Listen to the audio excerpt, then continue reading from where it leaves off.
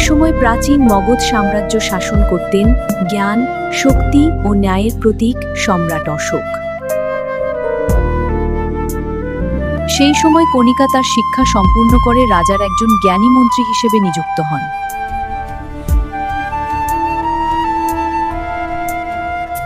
একদিন রাজা তার বিশাল অনুচরবর্গ নিয়ে রাজপ্রাসাদের উদ্যানভূমিতে ভ্রমণে গেলেন।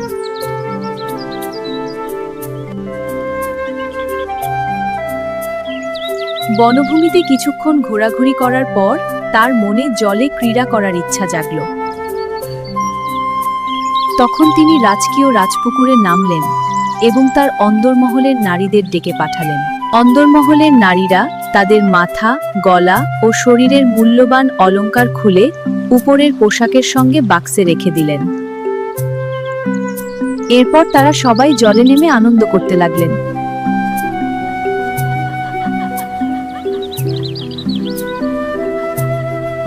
এদিকে রানী যখন তার অলংকারগুলো খুলে বাক্সের ওপর রাখছিলেন, তখন কাছের একটি গাছের ডালে লুকিয়ে থাকা একটি মেয়ে বানর সবকিছু লক্ষ্য করছিল। সে অপেক্ষা করতে লাগলো কখন দাসীটি অসাবধান হবে। প্রথমে দাসীটি খুব সতর্কভাবে চারদিকে নজর রাখছিল, কিন্তু কিছু সময় পরে তার চোখে ঘুম ভর করল আর সে একটু তন্দ্রাচ্ছন্ন হয়ে পড়ল। ঠিক সেই সুযোগেই বানরটি বিদ্যুৎ গতিতে নিচে নেমে এলো এবং মুহূর্তের মধ্যে মুক্তোর হাড়টি গলায় পড়ে আবার দ্রুত গাছে উঠে গেল।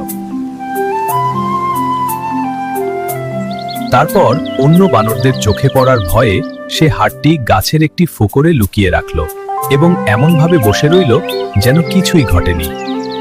কিছুক্ষণ পরে দাসীর ঘুম ভাঙল। অলংকারগুলো হারিয়ে গেছে দেখে সে ভয়ে চিৎকার করে উঠল। একজন মানুষ রানীর মুক্তোর হার নিয়ে পালিয়ে গেছে। স্যার, শুনুন, এদিকে আসুন। কোনো মানুষ সব অলংকারগুলো চুরি করে নিয়ে গেছে। তোমরা তাকে তাড়াতাড়ি ধরো। তুমি চিন্তা করো না, আমরা এখনই তাকে পাকড়াও করব।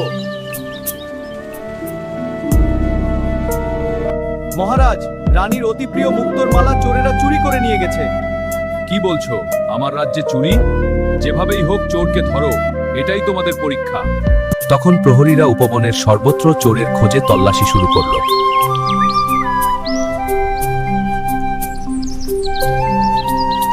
শোরগোল শুনে এক গরিব ও কুসংস্কারগ্রস্ত গ্রামবাসী ভয়ে দৌড়ে পালাতে লাগল।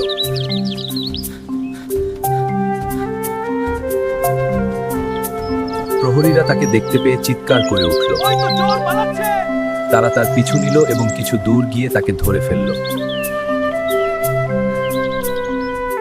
এরপর মারধর করতে করতে জিজ্ঞাসা করল, এত মূল্যবান অলংকার চুরি করার সাহস তোমার হলো কি করে? যদি আমি অস্বীকার করি তাহলে এদের মারেই আমার মৃত্যু হবে, তার চেয়ে বরং স্বীকার করাই ভালো। তাই সে চুরির কথা স্বীকার করল। তুমি কি সেই মূল্যবান অলংকারগুলো নিয়েছ? হ্যাঁ মহারাজ।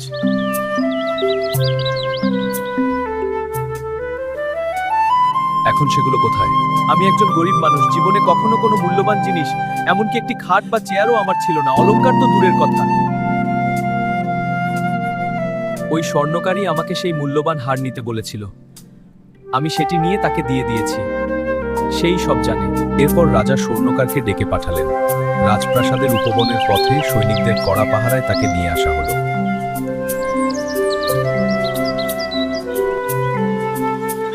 গ্রামবাসী কি হারটি তোমাকে দিয়েছিল? হ্যাঁ মহারাজ। তাহলে সেটি এখন কোথায়? আমি তা রাজ পরিবারের পুরোহিতকে দিয়ে দিয়েছি। এরপর রাজপণ্ডিতকে ডেকে পাঠানো হলো।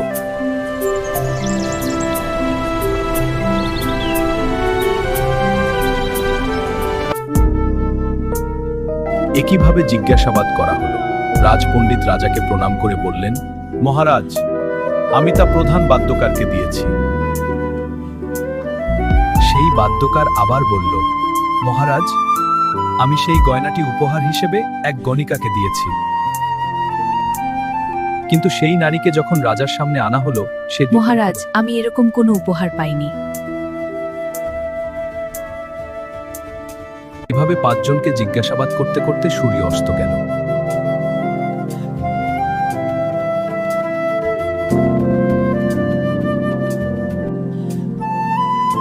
এখন অনেক দেরি হয়ে গেছে, আমরা আগামীকালে বিষয়ে তদন্ত করব। তারপর তিনি 5 জনকেই মন্ত্রীদের তত্ত্বাবধানে রেখে নিজে নগরে ফিরে গেলেন।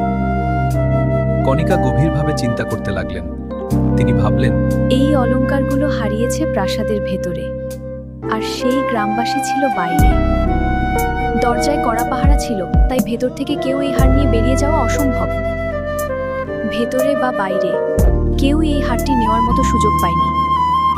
আসল কথা হলো, এই গরিব দুর্ভাগা লোকটি নিজের প্রাণ বাঁচানোর জন্যই বলেছে যে সে হারটি স্বর্ণকারকে দিয়েছে। আর স্বর্ণকারও হয়তো ভেবেছে রাজপণ্ডিতকে জড়ালে সে নিজে রেহাই পাবে, তাই তার নাম বলেছে। তদুপরি রাজপণ্ডিত নিশ্চয়ই প্রধান বাদ্যকারের নাম নিয়েছে এই আশায় যে কারাগারে থাকাকালীন সে তার সঙ্গে সময়টা আনন্দে কাটাতে পারবে। আর প্রধান বাদ্যকার যে কণিকার নাম বলেছে তা কেবল এই কারণে যে বন্দী অবস্থায় তার সঙ্গ পেলে কিছুটা সান্ত্বনা পাওয়া যাবে। এই 5 জনের কেউই আসলে চুরির সঙ্গে জড়িত নয়।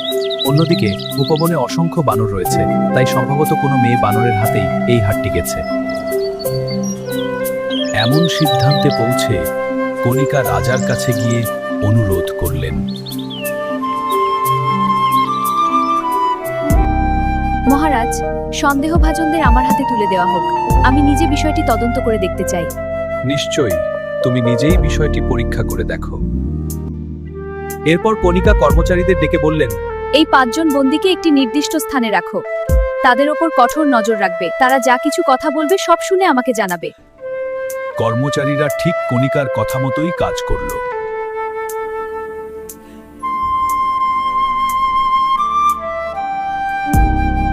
বন্দীরা একসঙ্গে বসে থাকাকালীন স্বর্ণকার গ্রামবাসীকে বলল, এই হতভাগা, বলতো আমাদের কখনো আগে দেখা হয়েছে? তুমি আমাকে কবে সেই হারটি দিয়েছিলে?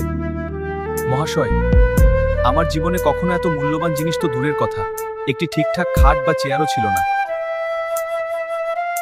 আমি ভেবেছিলাম আপনার সাহায্যে এই বিপদ থেকে রেহাই পাবো, তাই এমন কথা বলেছিলাম। আমার উপর রাগ করবেন না প্রভু। এরপর রাজপণ্ডিত স্বর্ণকারকে বললেন, তাহলে তুমি কিভাবে আমাকে এমন কিছু দিলে যা ওই লোকটি তোমাকে কখনো দেয়নি? আমি শুধু এই ভেবে বলেছিলাম যে আমরা দুজনই রাজ্যের উচ্চপদস্থ কর্মচারী, একসঙ্গে থাকলে নিশ্চয়ই এই সমস্যার সমাধান করতে পারবো। পণ্ডিত মহাশয়, আপনি আমাকে কবে সেই হারটি দিয়েছিলেন? আমি শুধু এই কারণে বলেছিলাম যাতে তোমার সঙ্গে সময়টা কিছুটা আনন্দে কাটে। ওহে দুষ্ট বাদ্যকার, তুমি তো জানো তুমি কখনো আমার কাছে আসোনি, আমিও তোমার কাছে যাইনি। তাহলে তুমি আমাকে কবে সেই হারটি দিলে, যেমন তুমি বলছো? রাগ করো না প্রিয়ে, আমরা 5 জন কিছুদিন একসঙ্গে থাকতে বাধ্য হয়েছি, তাই চলো হাসি খুশি থেকে সময়টা কাটাই। এই কথোপকথনের সবকিছুই গুপ্তচরদের মাধ্যমে কণিকার কাছে পৌঁছালো।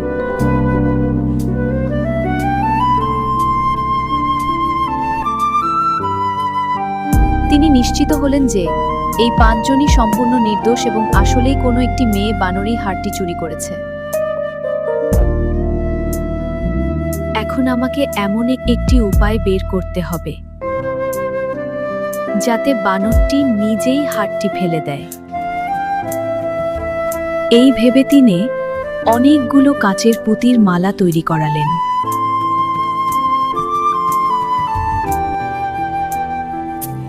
তারপর কিছু বানরকে ধরে এনে তাদের গলায় সেই পুঁতির মালাগুলো পরিয়ে আবার ছেড়ে দেওয়া হলো।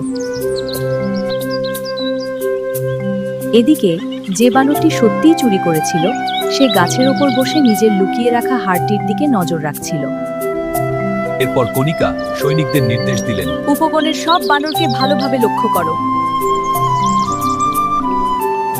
যখনই দেখবে কোনো বানরের গলায় আসল মুক্তোর হার আছে, তখনই তাকে ভয় দেখিয়ে হারটি ফেলতে বাধ্য করো।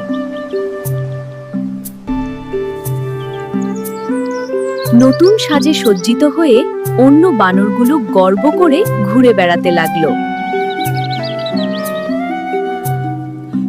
তারা সেই চোর বানরের কাছে এসে নিজেদের মালা দেখিয়ে বলল, দেখো আমাদের কি সুন্দর মালা।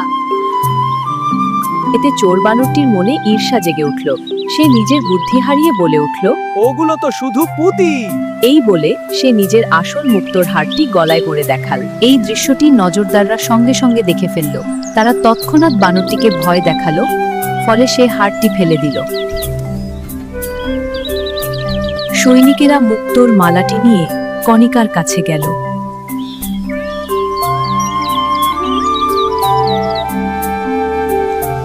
কণিকা কণিকা হারটি নিয়ে রাজার কাছে নিয়ে গেলেন। মহারাজ, মুক্তোর মালাটি পাওয়া গেছে। ওই 5 জন বন্দী নির্দোষ। উপবনের একটি মেয়ে বানরী এটি চুরি করেছিল।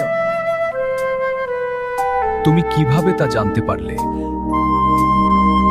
আর কিভাবে আবার এটি উদ্ধার করলে? তখন কণিকা পুরো ঘটনাটি বিস্তারিতভাবে বর্ণনা করলেন।